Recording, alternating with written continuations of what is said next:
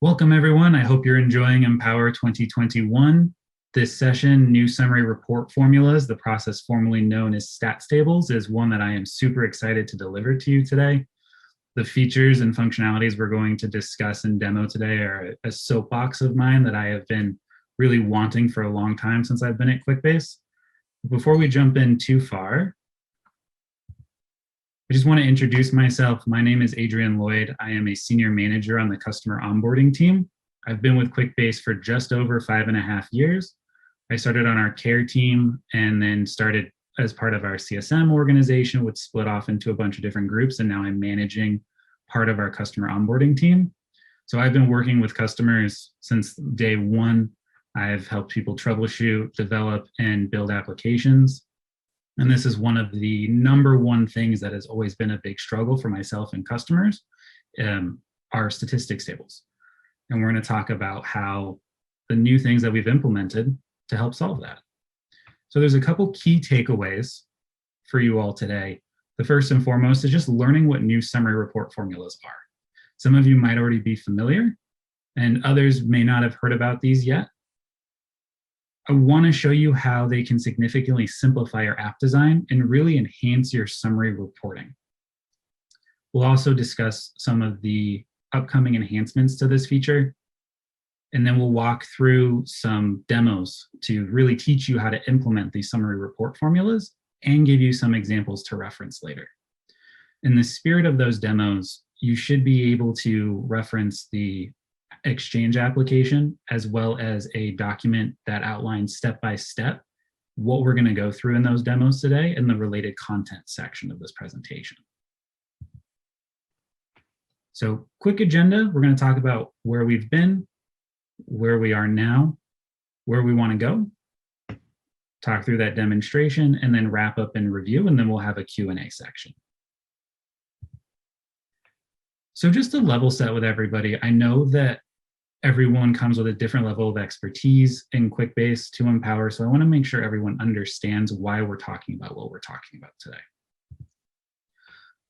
So if you've run a summary report and you've likely used a summary report, a report formula to try to calculate using the displayed totals of your columns. Typically, what Quickbase does is return an unexpected result just because of the way summary reports work. So if you look at this example, we're trying to calculate net retention, which is the current month's fees divided by our first month's fees. And you can see that using a report formula, the net retention percentage we get is very inflated and not what we're expecting to see. The correct calculation right below that there should be 98.07% instead of the 4,509% that we're getting. And the reason for that is with our summary reports, they're actually referencing all of the data that makes up that row that you're looking at. So in this case, we're looking at the year 2021. And so our report is aggregating all records associated to the year 2021 by date started paying, and then it's totaling all those numbers together. So when you use a report formula, it's actually running that calculation on each record individually and then totaling all those results together. So instead of doing the total numbers, it's totaling all the calculations across all of the records that you have. So in this example, you can see that our net retention percent is running on each one of those records. And at the bottom, it's showing us that 4,509. And that's what we're seeing displayed in the summary report. So what does this mean for builders in Quickbase? Typically, they have to create what's called a statistics table. And a statistics table is a table that exists for the express purpose of summarizing data in a way that you can use it in a formula. And the way to do that in Quickbase is through relationships.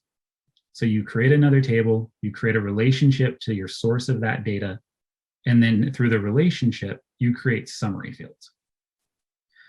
And in super simple use cases like this example, it's not terribly difficult, right? It's pretty easy to maintain and manage. It's a single table, a single relationship. Not a whole lot can go wrong. Where it gets really complex is when you start adding additional variables into what you're trying to report on. So in this example, Instead of taking net retention by just year, we're starting to take net retention by employee, by year, and then we want to add some additional time spans in there. So we want to take net retention by quarter, by month, and then extend that to our employees as well. And that causes us to create a bunch of additional tables, extra relationships, extra summary reports, extra formula fields. And on top of that, to make this the least burdensome for your end users, we want to add some automation in there so that the relationships connect for us automatically. And that just becomes unmanageable and it's not very scalable, right? So if we look at some common use cases that I personally have run into, now these aren't all the use cases that people have built statistics tables for, so I just want to start that out. These are some of the ones that I typically run into the most. And the rating of difficulty is based off of my subjective understanding of the complexity that the specific customers I've worked with have run into.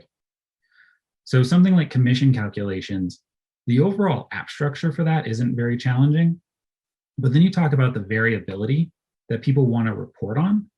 So they want to be able to specify a specific range of time and then have the calculations run.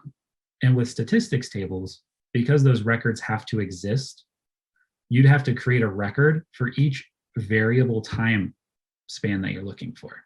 And that's just not super sustainable. Same with things like utilization.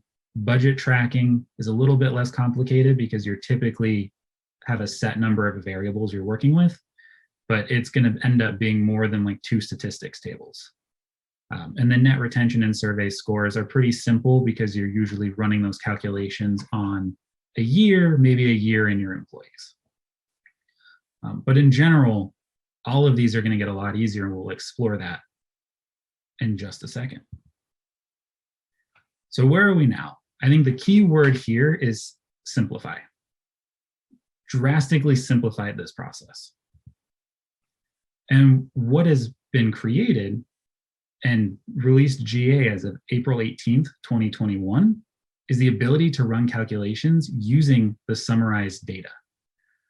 So if you look at this graphic here, it's the same net retention use case. That green box is the old way using a report formula. The orangey red color shows you what happens now when you use a summary report formula. So no longer are we aggregating that calculation across all the records, but we're actually using the totals that are displayed in your summary report to run the calculation. And that's how we're ending up with the correct 98.07%.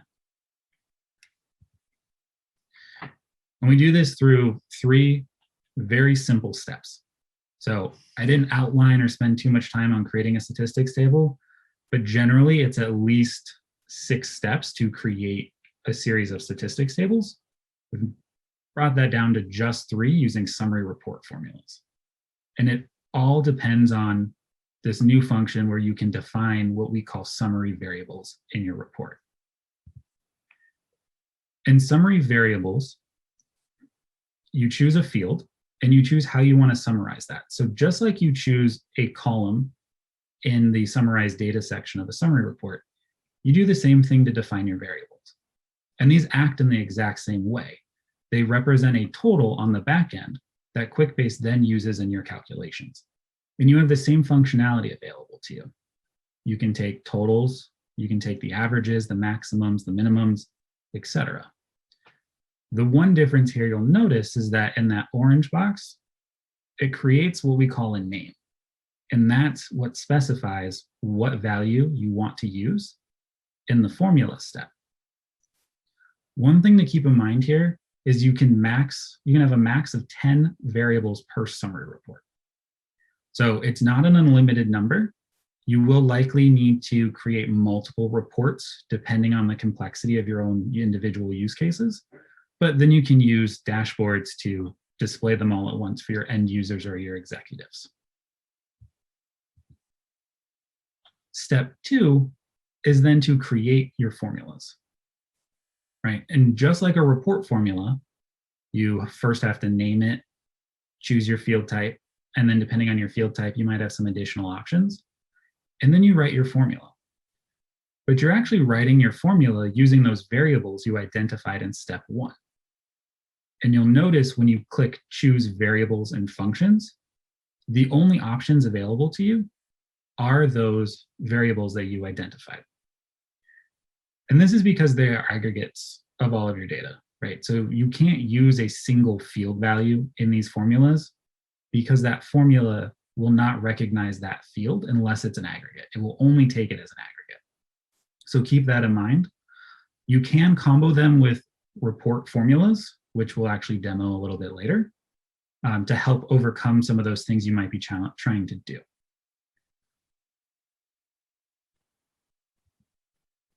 And then step 3, probably the easiest one, the one that most people who have used report formulas are familiar with. You need to make sure you add that as a column to your report. So in this case, add it under the summarized data section. So pretty simple, but what does this actually mean in a visual way? So if we look at the use case that we started off with, this more complex statistics table structure of having the year and the employees, we can eliminate that entire 6-table structure and just keep the tables that people actually care about, right? Just the employees and the accounts. Those are the only tables that are actually pertinent to our individual process. Because now we can use those new summary report formulas in the accounts table to run all of our net retention numbers by any combination of data points that we can think of. So we can say bye-bye to stats tables. And if we refer back to the use cases outlined earlier, this opens up a world of possibilities for a lot of these as well. You'll see commission calculations. Now you have the flexibility to determine your own data points right within a report. You don't have to worry about the challenge of creating additional tables. Budget tracking, you can add as many data points as you need to, whether it's department or type of budget, so OpEx or CapEx. Same with everything. Utilization goes from a red to a yellow just because utilization, in my experience, has always been a challenge. There's just a lot of ins and outs of making sure utilization works correctly, so I didn't want to overpromise and underdeliver there, but it's definitely a lot easier than it used to be. So looking at where we are now, it's important to know what our aim is with these new formulas. And the first step in that process, we want to add summary report formulas to charts. A lot of my customers have used stats tables, not just for summary reports, but to create trending line charts, bar charts, all of those sorts of visuals that their executives might be interested in. We'll eventually have that functionality right within a chart, so you won't have to worry about just looking at the numbers in a summary report. I don't have an estimated release date for that at this point. I just know it's on the roadmap, but I'm happy to try to answer any questions I can on the future of that. All right, so now the exciting part, getting hands-on and really seeing how this all works. It's one thing for me to tell you about it, it's another thing for you to see it. So we're going to cover 3 different use cases for summary report formulas. Each one is a little bit more complicated than the next. And it's going to be a super simple app, right? Focusing on CS metrics specifically, just because customer success is my background. They're super easy for me to present to you because I have had to do these things and make scorecards for my team in Quickbase. And now that whole process is significantly easier. So the first thing we're going to look at is that net retention, which we've talked about in previous slides. We're also going to review CSAT and NPS scores using surveys. And then I'm going to show you one of the coolest features about summary reports and how you can use it to really enhance a summary report through building a scorecard. Just to review our app a little bit more, super easy linear relationships, employees to accounts, accounts to surveys, nothing super complex here, pretty basic one-to-many structure throughout. And to give you a little bit more background about some of the calculations we're going to be running, I'm sure many of you are familiar with net retention and what it is, but if anyone's not, it's the calculation of the amount of recurring revenue that you maintain year over year. So when you think about it, it's essentially what is a customer paying now versus what were they paying when they started. So that'll be our first use case. Our second example, which is a little bit more complex in terms of calculation, and there's a lot of text on here. I don't expect you to read all of it, but if you need to reference it, it can be helpful just to set some expectations. So the first thing we're going to focus on is a customer satisfaction score. And a CSAT score is specific to an individual interaction with someone at Quickbase, for example. So rather than reviewing Quickbase as a whole, you're reviewing the interaction with someone on the care team or someone on my team. Typically scored 1 to 5, a CSAT score is then calculated by taking all of the promoter surveys, so those surveys that get a score of 4 or higher, dividing that by the total number of surveys that you get.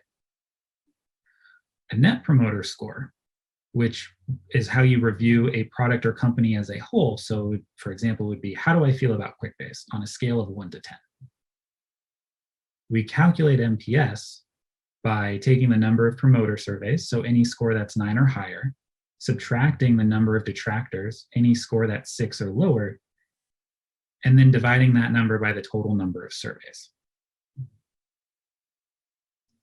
All right, so now we're going to jump into the demo. So for that, I'm going to switch over to Quickbase here. And we're going to start in our accounts table.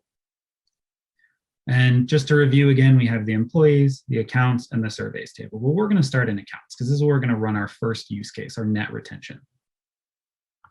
So the first thing, like you do anytime you're creating a report, you go to Reports and Charts under the Accounts home, click the little drop down, and then we're going to click the purple plus sign for New.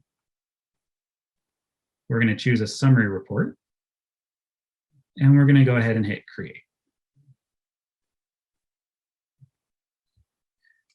Just like any report, we do have to name this, so I'm going to name this Net Retention by Year for Employee. And I'm going to scroll down to the Summarize Data section. So this is where I choose the calculations that I want to display as columns in my report. So first thing I'm going to choose here is current month's fees, because that's the first half of our equation. And then I'm going to choose first month's fees. And I do have options to summarize them by other things, but I want to stick to totals because I just want to know what the total is for a given year for a given employee. The next part of a summary report, and oftentimes the most confusing aspect of summary reports for end users, are your rows and your crosstabs. So for our row, which is how we want to see the information divided, we're going to choose employee, because I want to see these numbers by employee. And you can choose any employee field value in here that you want to. I'm going to choose employee name. And then because I want to group the data for each employee by a year, I'm now going to group my columns as well. So what grouping columns will do is it will take current month's fees and first month's fees for each employee and repeat it for each year. So I'll have a grouping at the top that says 2019, 2020, 2021, and then for each one of those, I'll have current month's fees and first month's fees under there. And we'll see a visual of that in a second. So for here, I'm going to choose date started paying. I'm going to combine by year. I could combine by any of the combinations in here if I wanted to. If you want to play around, feel free to do your own thing. You don't have to follow exactly what I'm doing, but I'm going to go with year. I'm going to skip report formulas because I know I want to work with aggregates. So I'm going to go straight to the summary report formulas section. And just like the PowerPoint, you can see there's 3 steps here. Step 1 is defining your variables. Step 2 is writing your formula. And then they have a nice little reminder down here to make sure that you either add it as the summarized data, or you can choose to sort by it. So you could sort from high to low by net retention if you wanted to. So for my variables, they're going to be the exact same thing I added as my rows, because I want to use current month's fees, and I want to use first month's fees in my calculation. Again, I'm going to leave them as totals, and you'll see on the right here, Quickbase has given it a little name for the variable. This does look like a text box. You can copy in here, but you cannot change the name. And then I'm going to add my summary report formula. And first thing, I'm going to name this, call it net retention percentage. My field type, I'm going to change to formula %, just so I get that nice UI. And then I'm going to put in 2 decimal places. And then the formula, when I click into that big formula box, so you'll notice for anyone who's not familiar with this yet, you just click in here and this choose variables and functions dropdown shows up. From here, I'm going to click in and I'm going to say current month's fees. And I'm going to divide that with a / by first month's fees. And then just to confirm that I am good to go and this formula is correct, I'm going to hit the little green check mark to save. And I can either scroll back up to the top or I can click this little hyperlink down at the bottom, which will bump me pretty close to where I need to be here on the summarized data section. Click the little blue plus sign, and then I'm going to scroll to the bottom and find my formula. You'll notice as soon as you have that formula in here, you only get the display as value. You don't get to choose the summarize by because you've already done that in the previous steps. One thing to note, you can choose % of column or % of crosstab total. I personally have not played with those. I have always used normal value. I haven't found a use case for those yet, but if that's something you want to play with, please do, and always provide feedback through user voice if there's something you find that could be improved or doesn't work quite as you expected. And then that's everything we need to do here. So I'm just going to go ahead and hit save. And now when my report renders, see we have the crosstabs across the top, right? So we have the 2019, the year groupings, and then each field that we're summarizing under those groupings, each employee on the left, and then we have their totals for those years. So current month's fees, first month's fees, and then our net retention percentage. Our net retention percentage, if you were to put this into a calculator, would be correct at 125.47%. Now, one of the really, really great things about this process is it works on the totals as well. So if you scroll down to the bottom of the 2019 group, for example, you'll see that for 2019, my entire team's net retention was 98.35%. This means I don't have to create a separate report just to show the year. I can have my employees listed out and still see how they did, how the team did as a whole for the year. And that's a huge time saver that I don't have to create multiple reports unless I want to, unless there's some visual need to do so. And you'll see if you scroll all the way to the right, it does the same for the totals on the rows as well. So for the last 3 years, I can see that Barbara Ann's net retention is 108.92%. So just some cool little tips there that will help save you time in the way that you run your reports. I can also, if I wanted to, use dynamic filters to filter the time period that I'm looking at here. And this is probably one of my favorite things, and this is what makes that commission use case we talked about way more user-friendly. I can come in here and I can say, all right, instead of January 2019, maybe I start with January 2020, but I'm really only curious about the first 6 months of January 2020. So then I'm going to come in here and change this to 2020 and go down to June and say June 30th. I hit done.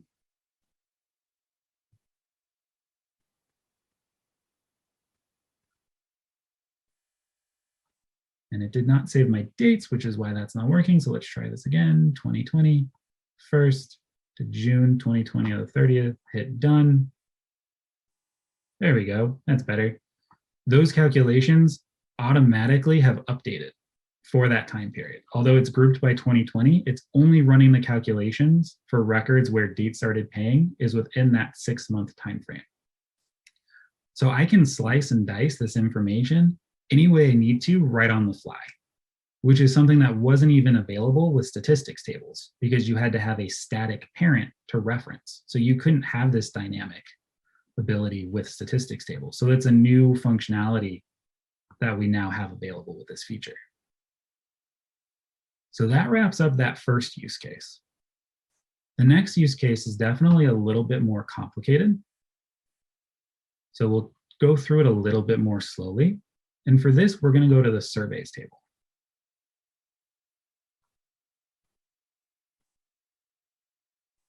Just like we did on accounts, we're going to go to reports and charts under surveys home. We're going to click new, choose summary report, hit create. And we're going to name this. So we're going to do CSAT and NPS by employee for the name. You can name it whatever you want to, right? It's not super important to the demo. And we're going to summarize our data. So our summarized data is a little bit different this time because right now, the only thing we really need to know in our calculations that we have available is the number of surveys. So if we go down to the rows, we want to break it up by employee. And I'm going to choose employee name again here. And our crosstabs, we could certainly do year again if we wanted to. We could also add year to our row. And instead of having crosstabs, our employee would have their name repeat for each year. So each row would be employee A, 2019, employee A, 2020, and so forth. I prefer the look of crosstabs, so I'm going to go ahead and do a crosstab in here. And we're going to do survey date. In my particular instance at Quickbase, we always base it off of the survey date, not the date the account started. And that's just because onboarding can end in between calendar years, right? It's not always consistent with the calendar. So we're going to choose year here. And this is a particular use case where we're actually going to use both report formulas and summary report formulas to achieve our goal. And just as a reminder, report formulas are formulas that only exist on a specific report. So if you're creating a value that you want to be able to reference in multiple locations or maybe even a relationship, report formulas aren't the way to go. And in this particular case, we only want to use it for this report. I don't need to know whether and how many detractors or promoters there are in surveys outside of this report. So I'm going to create a report formula. And the first report formula I'm going to create is CSAT promoters. And it's going to be a formula numeric. And I'm separating CSAT and NPS promoters because it's two different scores on the survey. So they can always have different values. So we'll have another NPS promoters formula in just a second. But it's a pretty simple formula here, right? It's going to be conditional. It's if, followed by an open parenthesis. And we're going to find our CSAT score field, which is the value from service score. And we're going to say is greater than or equal to 4. We want to count a 1. Because again, if the score is a 4 or higher, that means it's a promoter. So we want to make sure that we know that that record is a promoter. And this is kind of the big difference between those summary report formulas and report formulas. I want to be able to aggregate the total number of promoters. So I need to create the promoter score first on each record, which is why I'm using a report formula. And then I'm just going to hit check there. And just to save time, I'm actually going to highlight this and copy the formula. And then I'm going to add another report formula. And this one we'll call NPS promoter. And we're going to call it, make it formula numeric, just like the one before it. Paste that copied formula in here, and we're going to adjust some of the values. So we're going to change this to recommend product score, right? NPS is specific to how you feel about Quickbase as a whole. So in this particular survey, the field is called recommend product score. And since it's from a scale of 1 to 10, we're going to change our 4 to a 9. 9 and 10s are promoters. Anything else is either neutral or a detractor. And then I'm going to copy this again and save an extra step. Hit the green checkbox, little check mark there. And I'm going to add my third and final report formula. And this is going to be the NPS detractors. So this is how many surveys are a 6 or below in a score. So we're going to do formula numeric. Paste that in here. We're going to change this around to less than or equal to 6. And we're going to give it a 1. Right, so just a review from the top in case anybody missed it. Our CSAT promoter should be if value from service score is greater than or equal to 4. We want to show a 1. For our NPS promoter, it should be if recommend product score is greater than or equal to 9, we want a 1. For our NPS detractor, if recommended product score is less than or equal to 6, we want a 1. Right, and I forgot to hit the little check mark there, so I'm going to do that this time. And we should be all set. You can only have a maximum of 3 report formulas, so keep that in mind. And then we can scroll down to our summary report formulas. Now, one thing to keep in mind, this is still new. Oftentimes, our report formulas don't show up right away. So what we actually have to do is we'll just hit save for now. Make sure we launch that in there. And then we'll go back into customize this report on the top right-hand corner.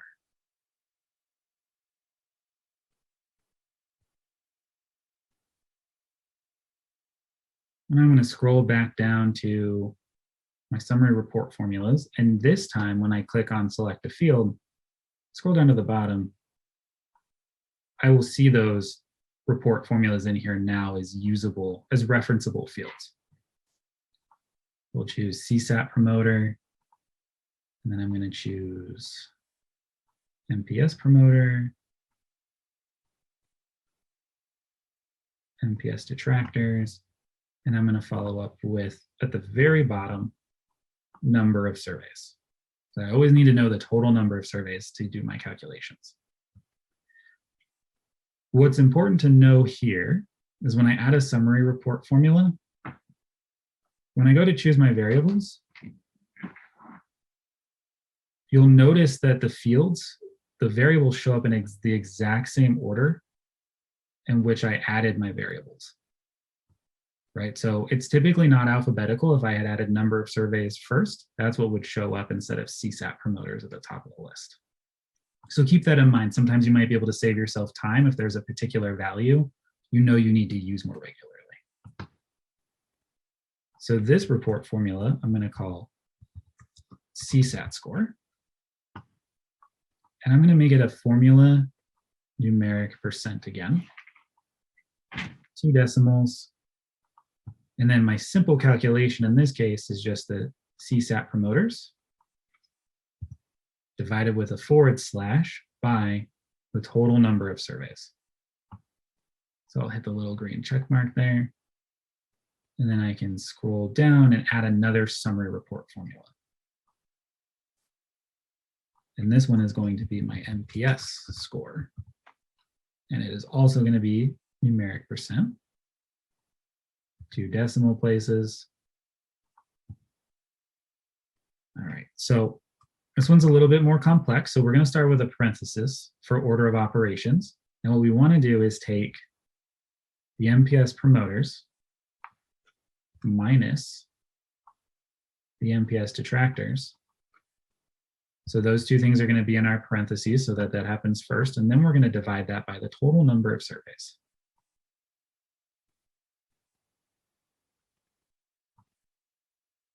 All right, so just give you a second to follow up with that one because I know it's a little bit more challenging to remember all of the ins and outs there. And again, there is a document available in the related content for this presentation that also walks through all of this if you want a refresher. So now that we have our formulas, our next step is to scroll up here to the top, and we want to add our calculations to our summarized data section. Now, depending on how you want to do this, there's a couple different ways to design this. So I'm going to design it with the report formulas as well as our summary report formulas so we can see what the numbers are that are making up our calculations. So with that being said, I'm going to look at the CSAT promoters. And then I'm going to come in here and add my CSAT score. And then I'll add NPS promoter and NPS detractors.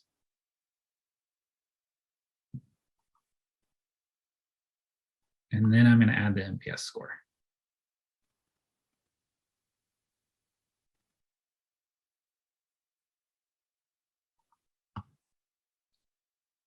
All right, so that's all set. And then I can determine, in this case, I'm going to use the sorting function. Right, for me as a manager, the one score that I care about the most is the CSAT score. So I am going to add a sort. Oh, except I'm lying, sorry. See, always make mistakes no matter how long you're here. You can't sort when you have a crosstab. So I'm going to leave the crosstab on because I want to see it by year instead. So if we hit save,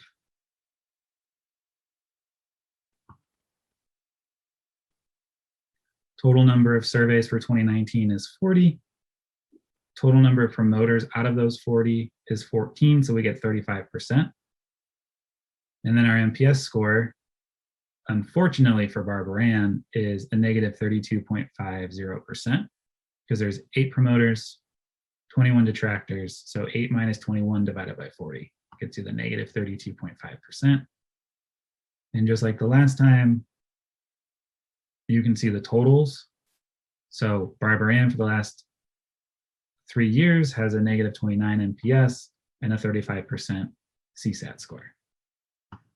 Doesn't look like anybody on my team is doing particularly well in this example, but you know, room for improvement in management coaching, right? It's all on me. Now to explore the filtering, the sorting option, we're going to customize this report. And we're actually going to turn off the crosstabs. And turning off the crosstabs, you'll see this sorting section pops up, and I can choose custom order. And I'm going to group by CSAT score from high to low. And then I want to sort by NPS score from high to low.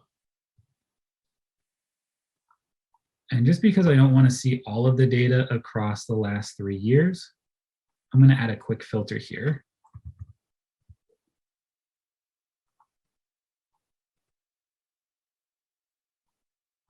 And we're going to do the current year. So that'll be January 1st, 2021 to December 31st, 2021.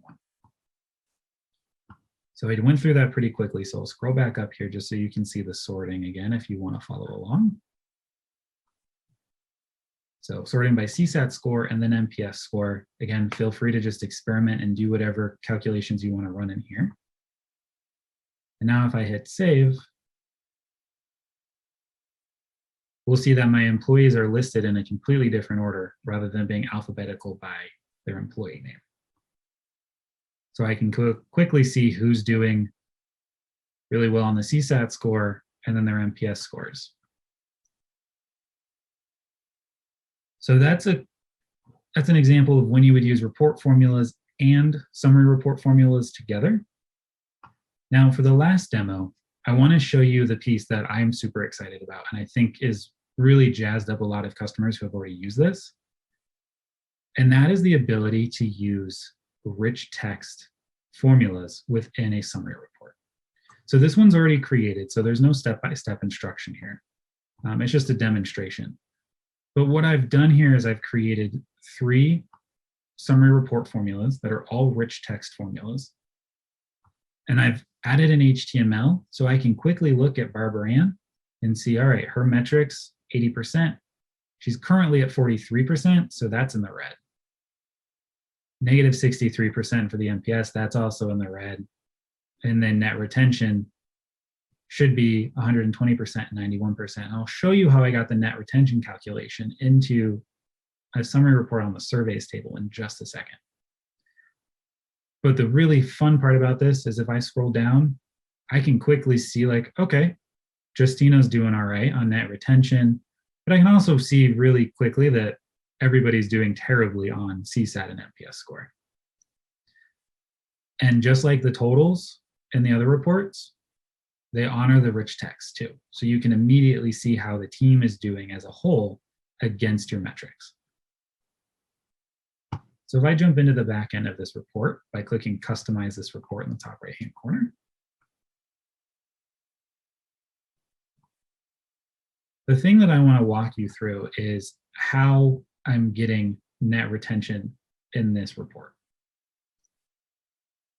So all of the formulas for calculating CSAT and NPS are the same. Where the difference lies is in these lookup fields. So you can still use lookup fields in these summary reports.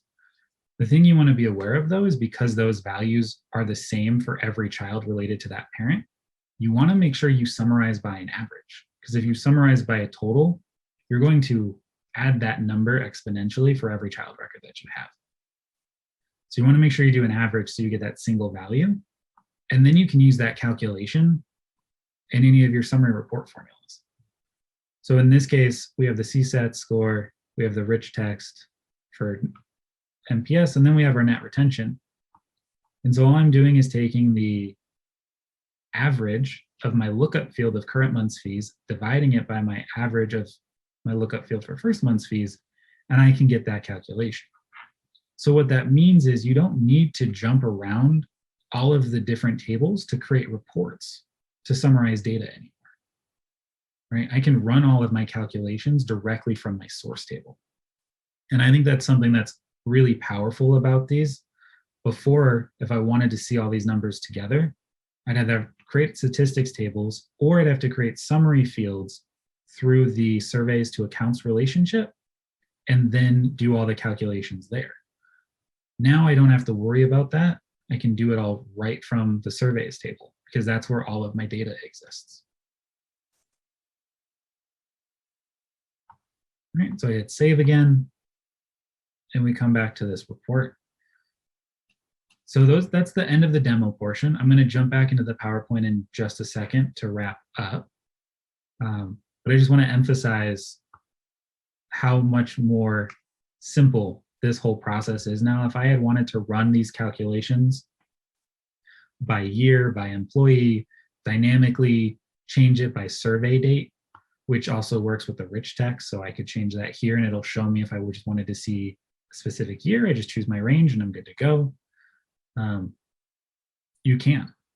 It's all simple and easy to do. You don't have to build anything extra. You don't even have to create formula fields if you don't want to. You can just use summary report formulas and report formulas, and it's all specific just to that report.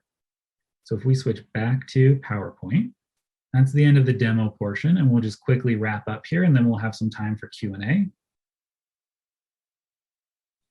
So the important things to remember, and I've probably emphasized most of these things to death for you by now, but just to really drill it home, it's 3 simple steps, right? You define your aggregate variables, your summary variables, you use the variables in your formulas, and then you add the formulas to the report.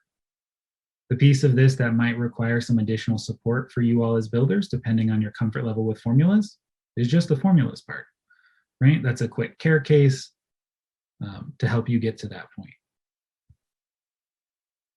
Totals honor the formulas that you set, right? You don't have to worry about creating reports to show you a total anymore. You can reference the total at the bottom to get a full calculation of the history of whatever you're reporting on. Simplifies the number of reports you need, and it also honors that HTML rich text that you may write in there to help visually see how everything's going from a total perspective. You can combo with report formulas. The goal of summary report formulas is not to replace report formulas.